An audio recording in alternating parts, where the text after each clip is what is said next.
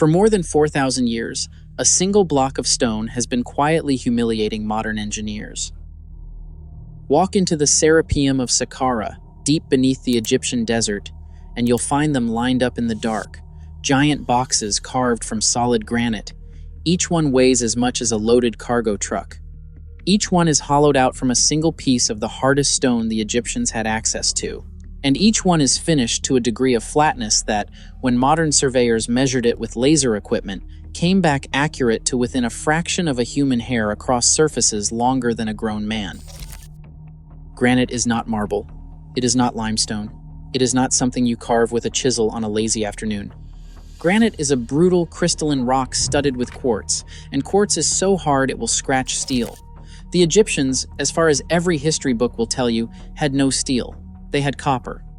Soft, bendable, almost useless against stone copper, and bronze, which is only slightly better. So historians, engineers, archaeologists, and an entire internet of armchair theorists have been arguing about the same impossible question for over a century. How do you cut, drill, hollow, and polish the hardest stone in your kingdom using tools made of metal soft enough to dent with your thumb? How do you do it not once, not clumsily, but thousands of times, with a precision that wouldn't be matched again until the industrial age? For 140 years, every serious investigation hit the same wall. The tools rotted away, the workshops are gone. The people who knew the answer have been dust since before the Roman Empire existed. All we have left is the stone itself, and the faint, ghostly marks the cutting left behind. And human eyes, no matter how expert, can only read so much from a scratch. Then a team of researchers did something nobody had tried before. They stopped asking human experts to guess. They took thousands of high-resolution scans of the actual tool marks left in ancient Egyptian granite, the drill holes, the saw cuts, the abandoned half-finished monuments, and they fed all of it into modern artificial intelligence. Neural networks trained on the physics of how materials fracture. Particle simulators that model how a single grain of sand behaves under pressure. Pattern recognition systems that can compare 10,000 microscopic scratches in the time it takes a human to examine one. They asked the machine a simple question. Forget the legends. Forget aliens. Forget lost civilizations. Based purely on the evidence carved into the stone, how was this actually done? What the AI found confirmed some long-standing theories. It demolished others. And then, hidden in the microscopic geometry of marks that thousands of experts had looked at and dismissed, it found something nobody in 140 years of staring at this stone had ever noticed. This is the answer that shocked everyone. Before we get to what the AI found, you need to understand why this stone is such a problem in the first place. Because once you really understand the problem, the answer hits very differently. Start with the rock itself. Egyptian granite, the famous rose-colored stone quarried at Aswan, is a tough, igneous rock made of three main minerals locked together: feldspar, mica, and quartz. On the hardness scale geologists use, quartz sits at a 7. That matters, because copper, the metal the Egyptians actually had, sits at around a 3. To put that in plain terms, trying to cut granite with a copper blade is like trying to saw through a steel beam with a stick of butter. The blade gives up long before the stone does. And yet the evidence of cutting is everywhere, and it is not subtle. There are granite sarcophagi with perfectly flat interior walls. There are granite statues polished to a mirror shine. There are obelisks, single towers of granite, taller than a 6-story building that were quarried, carved, transported, and stood upright. And then there are the drill holes. The Egyptians didn't just cut granite. They drilled cylindrical holes straight into it and pulled out solid cores, the way a modern engineer would with a diamond-tipped bit. In 1883, a British surveyor named Flinders Petrie, one of the founding fathers of scientific archaeology, examined some of these granite cores and nearly couldn't believe what he was holding. The cores were wrapped in a spiral groove, a clean helical scratch winding around the cylinder, as if the drill had screwed its way into the rock. Petrie calculated how deep that groove cut with each rotation and concluded that whatever made it had been pressing down with an almost unbelievable force. The numbers were so strange that they have fueled lost technology theories ever since. Some people looked at those spiral grooves and decided no ancient hand tool could possibly explain them. They started talking about machines, power tools, ultrasonic drills, things that, officially, would not be invented for thousands of years. This is the heart of the mystery. Not, did the Egyptians cut granite? Obviously they did. The stone is sitting right there in museums. The mystery is how, with the toolkit we know they had, they achieved results that look like they came out of a machine shop. And up the Nile at Aswan, there's the single most haunting clue of all. The unfinished obelisk. A monolith the size of a blue whale, more than 1,000 tons of solid granite, still half attached to the bedrock it was being carved from. The workers got most of the way through the job and then abandoned it when a crack split the stone. It was left frozen mid-cut, like a crime scene the moment everyone fled. Every tool mark, every channel, every pounded surface, preserved exactly as the workers left it. For human investigators, this stuff was always tantalizing but limited. You can look at a saw mark with your own eyes. You can run your finger along a groove, but you cannot see the forces that made it. You cannot replay the motion. You cannot compare 10,000 marks at once and find the hidden pattern that connects them. A single expert, looking at a single cut, is always guessing. This is exactly where artificial intelligence changes the game. A neural network doesn't look at a tool mark the way a person does. It measures it. Every angle, every depth, every microscopic ridge, converted into numbers.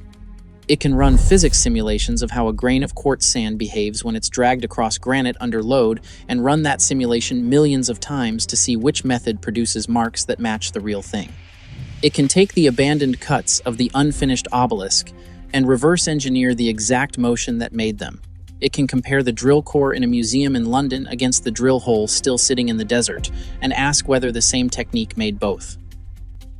When the research team combined laser surface scanning, microscopic photography, fracture physics models, and pattern recognition networks trained on materials science, they essentially gave 4,000-year-old stone a forensic autopsy, the kind of analysis a crash investigator runs on a wreckage. And the results came back stranger and far more human than anyone expected. The first thing the AI did was something no human investigator could ever really do. It rebuilt the crime. Researchers fed the system the tool marks from the unfinished obelisk and the granite saw cuts found at sites like the Valley Temple of Khafre. Then they asked it to work backward to figure out, from the shape of the damage, exactly what motion and what material had produced it. Not to guess. To simulate every plausible method and find the one whose marks matched reality down to the microscopic ridges. The popular image of granite cutting is a strong man swinging a metal blade. The AI threw that out almost immediately. A solid copper blade dragged across granite doesn't cut the granite. The granite cuts the copper.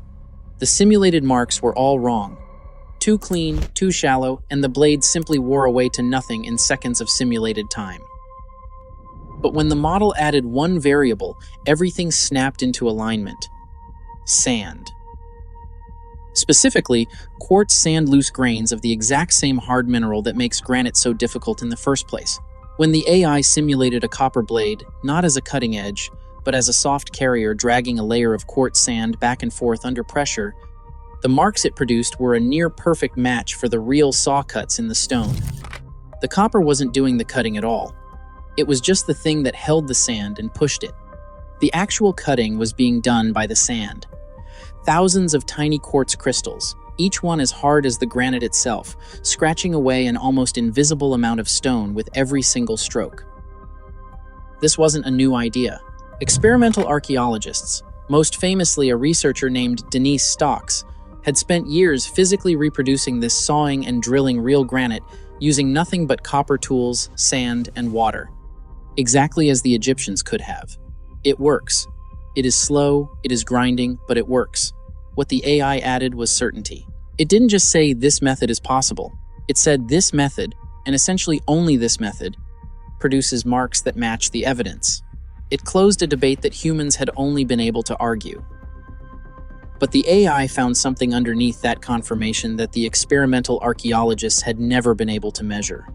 When it analyzed the consistency of the marks across different objects, from different centuries, at different sites hundreds of miles apart. The cutting parameters were nearly identical. The pressure, the stroke length, the grain size of the sand, the angle of attack. It was as if every workshop in Egypt, across thousands of years, was running the same recipe, not similar techniques. The same technique, calibrated to the same numbers, reproduced again and again with a uniformity that doesn't happen by accident. That alone hinted at something the conspiracy theories had completely missed. Not a lost machine, a lost standard. A body of knowledge precise enough to be written down, taught, and reproduced identically for longer than most civilizations have existed. And that was only the first finding. Because next, the AI turned to the marks that had launched 1,000 alien documentaries. You already know the controversy, the spiral grooves on Petrie's drill cores. For over a century, those helical scratches have been the single strongest piece of evidence for the idea that the Egyptians had some kind of power technology. The argument goes like this. The groove cuts so deep with each rotation that the drill must have been advancing into the granite at a rate no human turning a hand drill could ever achieve. To push a drill that fast into solid granite, you'd need a downward force of hundreds, maybe thousands of pounds, applied steadily, mechanically. Human muscle, the theory says, can't do it, so something else must have. Human investigators have been deadlocked on this for decades. One camp insists it's proof of advanced machinery. The other camp insists it's all a misreading, that there's nothing strange here at all. Both sides have been arguing from the same handful of photographs. The AI took a different approach. It modeled the drilling process at the level of individual sand grains and asked a more precise question. Not how fast was the drill moving, but what physical process actually carves a spiral groove into stone, and does it really require the forces everyone assumed? The results were not what either side wanted to hear. The advanced machine camp was wrong. The simulation showed that a copper tube drill, rotated by hand with a bow or a lever, fed with quartz sand and water, pressed down with nothing more than the weight a few workers could provide, absolutely can carve granite. No power tools required. The downward force the theorists had calculated was based on a flawed assumption that the drill was a single rigid cutting point, like a modern bit. It wasn't. It was a loose system of tumbling abrasive grains, and that completely changes the physics. But the nothing to see here camp was wrong too, because the AI found that the spiral groove is real, and it is genuinely strange, just not for the reason anyone said. The groove isn't the drill screwing downward under impossible force.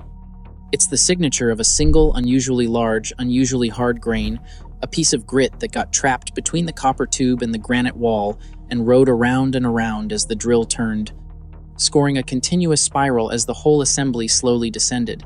The AI could tell, from the groove's geometry, that it was cut by one rogue particle, not the drill body itself. The spiral wasn't a feature of the technology. It was an accident of the abrasive, a fingerprint left by one stubborn grain of sand. So, the machine gave a third answer. Not aliens built it. Not, there's nothing unusual here.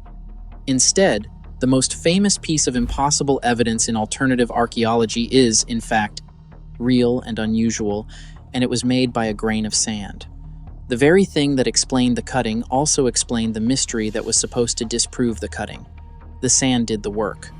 The sand left the ghost. The smoking gun of lost technology turned out to be a smoking gun for the simplest technology imaginable.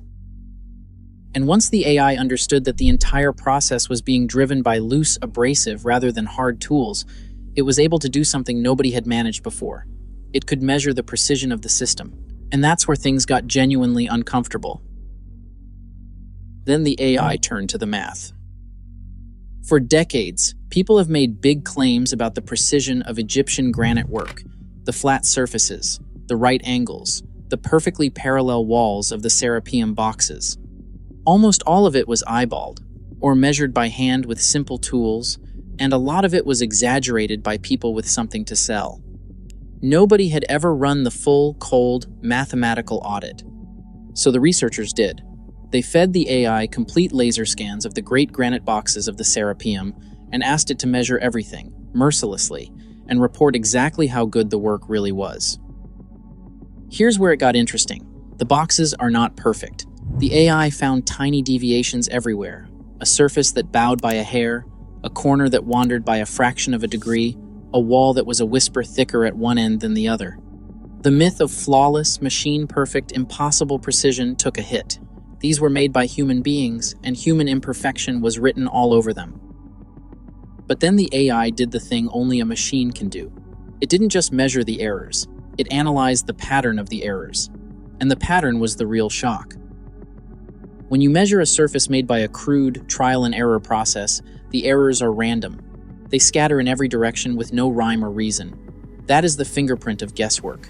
But the deviations in the granite boxes were not random. They were systematic. The surfaces were flat to an extraordinary degree along certain reference edges, and the small errors grew in a consistent, predictable way as you moved away from those edges. In manufacturing, that specific pattern means something very particular. It means the maker had a reference, a known flat master surface, or a straight edge, and was checking the work against it, correcting toward it, again and again, working outward from a trusted baseline. In other words, the granite boxes weren't just carefully carved, they were measured during the carving. The Egyptians weren't hacking away and hoping. They had a method of checking flatness, finding the high spots, grinding them down, and checking again a feedback loop between cutting and measuring, repeated until the surface met a standard they had decided on in advance. The AI confirmed the right angles held, within tolerances that Renaissance cathedral builders would have envied. It confirmed the parallel walls were genuinely parallel, not by luck, but to a consistency that implied deliberate gauging. And then it found something nobody had ever spotted, because no human had ever measured all the boxes at once. The boxes shared dimensions, not approximately. The interior widths, the wall thicknesses, the corner radii clustered around specific repeating values across boxes that were carved in different eras, by different teams, from different blocks of stone. There was a standard unit hiding in the numbers. A module. The granite boxes of the Serapeum weren't a collection of one-off masterpieces. They were products of a system, a shared specification that multiple generations of workers were building to, the way a modern factory builds every part to the same blueprint. Two things were happening in that stone at once. The slow, grinding, sand and copper process you could see in the tool marks. And underneath it, invisible to the eye, a precise system of measurement and standardization governing the whole thing. The human eye only ever saw the rough surface. The AI saw the blueprint behind it. But the math still wasn't the AI's biggest finding, because next the researchers asked it to listen. Then came one of the strangest tests anyone has ever run on ancient stone. There has long been a fringe theory wildly popular online, dismissed by every mainstream archaeologist, that the Egyptians cut granite using sound, vibration, resonance. The idea that they somehow used acoustic energy to weaken or fracture the stone. It shows up in every Ancient Mysteries documentary, and serious scholars roll their eyes at it, because there has never been a shred of physical evidence. It's the kind of idea that sounds magical and means nothing. The researchers decided to test it anyway, but not the magical version. They asked a real, answerable question. The abrasive cutting process the AI had already proven was, by its nature, a rhythmic one. A saw stroking back and forth, a drill turning round and round, pounding stones rising and falling. Every one of those actions has a tempo, a frequency, a rhythm. So the team fed the reconstructed motions into an acoustic and vibration model and asked, when these tools work the stone, what is actually happening to the granite at the level of vibration? Is the rhythm just incidental noise, or does it matter? The verdict came back genuinely unexpected. The rhythm matters. The AI found that granite, like all crystalline rock, responds differently to abrasion depending on the frequency and consistency of the strokes. A steady, optimal cadence keeps the abrasive grains tumbling and cutting efficiently and prevents them from packing down into a useless paste. There is, mathematically, a right tempo for grinding granite, a working rhythm at which the stone gives up material fastest and the tools last longest. And when the AI analyzed the wear patterns in the actual tool marks, the spacing and consistency of the strokes fell squarely inside that optimal range. The Egyptians, in other words, had found the rhythm. Not through physics equations, they had no way to calculate resonance. They found it the way a blacksmith finds the right hammer cadence, or a rower finds the perfect stroke. By doing it thousands and thousands of times until their bodies learned the tempo that worked best, and then passing that tempo down. The work songs that ancient texts describe gangs of laborers singing weren't just to keep morale up. A coordinated chant sets a coordinated rhythm. And a coordinated rhythm, the AI suggests, was quietly tuning an entire workforce to the most efficient frequency for defeating the hardest stone in Egypt. Now, this doesn't mean they were beaming sound waves at granite to crack it open. The magical theory is still wrong. But the cold version turned out to be real.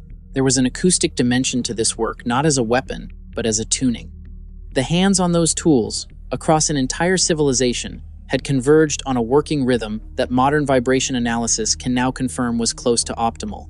Whether by genius or by instinct, the workshops of ancient Egypt were humming at very nearly the right frequency to win. But even this was not the answer that shocked the research team. That came when they asked the AI to do one final thing: to stop looking at the stone as a finished object and start reading it as a record of the people who made it. This is the part that made the room go quiet. After all the structural analysis, the cutting method, the spiral groove, the measured precision, the working rhythm, the team ran one last test. They took the highest resolution scans of the tool marks inside the serapeum boxes, the saw cuts on a dozen different artifacts, and the abandoned channels of the unfinished obelisk, and they asked the AI to treat every mark not as damage, but as a sequence of human decisions. To reconstruct, mark by mark, the order in which the work was done and what the worker was choosing in each moment. Essentially, to read the mind of the person holding the tool. And one thing the AI found rewrote everything. In box after box, hidden in the final passes of the surface, the AI detected a repeating microsignature. After the bulk of the stone was removed, after the surface was already flat enough that no human eye standing in that dark chamber could have told the difference, the work didn't stop. There were tiny, deliberate, localized corrections. Microscopic grinding, applied to specific high spots, spots so slight they are invisible, without laser measurement, and then stopped, precisely the moment the surface came into true. Not overground, not random. Targeted. As if the worker knew exactly where the surface was, a hair too proud, attacked only that spot, and checked again. You cannot do that by feel. A hand cannot detect a deviation that small. The only way to find those high spots is to lay the granite against a known flat reference, see where they touch, mark them, and grind only the marks. It's a technique modern machinists call spotting, or scraping to a surface plate. And it is the foundational method behind precision manufacturing. It is, quite literally, how we made the flat surfaces that made the machine tools that built the modern world. And the AI found its fingerprint, repeated identically, in granite carved 4,000 years before anyone thought to write it down. This single detail reorganizes the entire mystery, because for over a century, everyone, the skeptics and the alien theorists alike, had been asking the same question. What tool could do this? They were hunting for an object, a lost machine, a hardened blade, a power source. They assumed the secret had to be a thing. It was never a thing. It was a method. The Egyptians achieved machine-grade precision not because they had a machine, but because they had independently discovered the core principle of precision manufacturing, that you create accuracy not by cutting accurately in one stroke, but by measuring against a reference, correcting the error, and repeating until the error disappears. The secret of the granite wasn't in the tool, it was in the loop. Cut, measure, correct, repeat. The same loop that runs every precision factory on Earth today. The same loop we congratulate ourselves for inventing in the Industrial Revolution. The Egyptians were running it in the dark, with copper, sand, and water, while Stonehenge was still a fresh idea. And that is not in any textbook. The textbooks say the Egyptians were skilled craftsmen. They do not say the Egyptians had grasped in practice the abstract logic of metrology, the science of measurement itself. Nobody wrote it down. There is no papyrus that says, check the work against a flat reference and grind only the high points. but the AI found that principle living inside the stone, executed thousands of times by people who may never have had the words for what they understood. They didn't need the theory, they had the loop, and the loop was enough. Or, and this is what made the researchers go silent, maybe they understood it more deeply than we ever gave them credit for. Maybe the standard units hiding in the boxes, the shared specifications across centuries, the optimal working rhythm, and the spotting and correcting in the final passes weren't 4 lucky accidents. Maybe they were 4 faces of a single thing, an empirical engineering tradition, a culture that had learned, through 10,000 patient repetitions, how to defeat a material harder than its tools, and had encoded that victory not in a machine they could lose, but in a method they could teach. Step back from the stone for a moment and consider what the AI actually proved. It proved that the ancient Egyptians weren't lucky, they weren't aided, they weren't handed their technology by a vanished super-civilization or a visitor from somewhere else. The truth the machine pulled out of the granite is, in a way, far more astonishing than any of that. It proved that ordinary human beings, with the simplest possible materials, solved one of the hardest engineering problems imaginable, and solved it not with a single brilliant invention, but with something rarer and more powerful: a system, standardized units, a reproducible cutting recipe, a tuned working rhythm, and a measure and correct feedback loop that is the literal foundation of how we manufacture precision today. This is a kind of genius the conspiracy theories never even touched. Forget the power tools. Forget the ultrasonic drills. Forget the lost super technology and the ancient astronauts and the secret machines hidden under the sand. The real secret of how the Egyptians cut granite isn't that they had something we don't. It's that they understood something we thought we invented. They understood that you don't beat the hardest stone in the world with force. You beat it with patience, with abrasive, with measurement, and with a process disciplined enough to be handed from one generation to the next without losing its edge. The hardest stone in Egypt was not defeated by something harder than granite. Look at the answer again, because it is the part that should genuinely change how you see all of this. The thing that cut the granite was granite. Quartz sand, the very same crystal that makes the rock so impossibly hard, pried loose, scattered under a soft copper blade, and dragged across the stone until the stone surrendered to its own dust. The Egyptians didn't find a material stronger than their enemy. They turned their enemy against itself.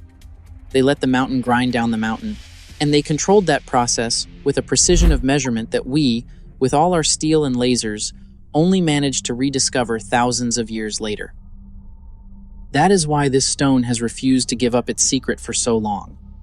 We kept looking for a tool, because we assumed the answer had to be something we could hold. But the answer was never an object. It was a way of thinking. And a way of thinking leaves no artifact behind for archaeologists to dig up, except, it turns out, in the microscopic geometry of the cuts themselves, where it waited 4,000 years for a machine patient enough to read every mark at once. The AI didn't uncover a lost technology. It uncovered a lost intelligence, the quiet, accumulated, practical genius of a civilization that outthought a material that should have beaten them and was so confident in its method that it built that method into stone monuments meant to last forever. They did not know that one day we would invent a tool capable of reading their minds backward through the marks they left, but they left the marks anyway, perfectly, repeatably, exactly. So the next time you see a photograph of an Egyptian granite statue, or a great stone box, or an obelisk standing against the sky, don't start by asking what tool they used. That's the question that kept everyone stuck for 140 years. Start somewhere else. Look at the surface. Really look at it. Imagine it not as a finished sculpture, but as the last frame of a process. Thousands of strokes, each one removing an amount of stone too small to see, a soft metal blade carrying hard sand back and forth, a worker leaning on it, a rhythm in the chant, a flat reference stone held against the surface again and again to find the spots that were still a hair too high. Imagine the patience that requires. Months of it. Years of it. And imagine the mind behind that patience, a mind that had figured out, without any of our words for it, that precision is not a tool you own, but a loop you run. Once you see that, you can't unsee it. The statue changes. The box changes. The whole civilization changes, because they are no longer the lucky primitives who somehow stumbled into greatness, or the puppets of some vanished super race. They become what they actually were: engineers, quietly, methodically, 4,000 years ahead of when they had any right to be. That is what the AI found. That is what the granite was hiding. And that is the answer that shocked everyone. Not that the Egyptians had some impossible machine, but that they never needed one. They had something better. They had figured out the secret that machines themselves are built on. So tell me in the comments, which part of this got you the most? The spiral groove that turned out to be a single grain of sand? The hidden standard unit buried in the dimensions of the boxes? The working rhythm that modern vibration analysis says was nearly perfect? Or the microscopic correction marks, proving they were measuring and recutting to a reference 4,000 years before we thought anyone could? And if there's another ancient mystery you'd want fed through this same kind of AI analysis next, drop it below. Because if the granite was hiding this much, imagine what's still waiting inside the Great Pyramid.